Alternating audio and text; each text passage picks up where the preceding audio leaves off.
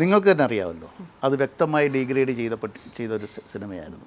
അപ്പം ഞാൻ അത്ഭുതപ്പെട്ടു പോയി. കാര്യം ശരിയാണ്, ഒരു 2 മണിക്കൂർ 57 മിനിറ്റ് ആ സിനിമയുണ്ട്. 2 മണിക്കൂർ 57, ഏകദേശം 8ഓളം ലൊക്കേഷൻസ് ഉണ്ട്. പഞ്ചാബ്, ദുബായ്, തെങ്കാശി, വാഗമൺ, കുട്ടിക്കാനം, അങ്ങനെ ഒരുപാട് സ്ഥലങ്ങളിലുണ്ട്. അതൊരു ട്രാവലായിരുന്നു, ഒരു ഇൻവെസ്റ്റിഗേഷൻ്റെ ഒരു ക്രൈം ബ്രാഞ്ചിൻ്റെ അങ്ങനത്തെ സിനിമകളൊന്നും വന്നിട്ടില്ല. കുറച്ച് റിയൽ ലൈഫിൽ നിന്ന് എടുത്താണ്. എൻ്റെ ഫാദറിൻ്റെ കേസ് ഡയറിയിൽ നിന്ന് പിന്നെ അദ്ദേഹം മറ്റൊരു കേസിൻ്റെ അനുമാനത്തിൽ നിന്ന് എഴുതി എടുത്തതാണ്.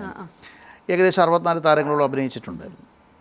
ഞാൻ സത്യസന്ധമായിട്ട് ഇതിൻ്റെ മേക്കിങ്ങിൻ്റെ സമയത്തും മറ്റു കാര്യങ്ങളിലൊക്കെ ഈ ലെങ്ത് ഒരു വിഷയമായിട്ട് ആരും പറഞ്ഞില്ലായിരുന്നുള്ളത്. കാര്യം എൻഗേജിങ് ആയിരുന്നു.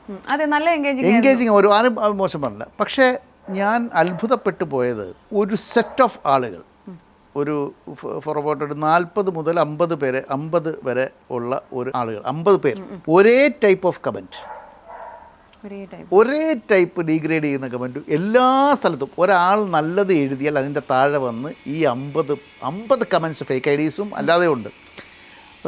എനിക്ക് പരിചയമുള്ള ചിലർ അതിൻ്റെ പുറകിലുണ്ട്, എനിക്കറിയാം.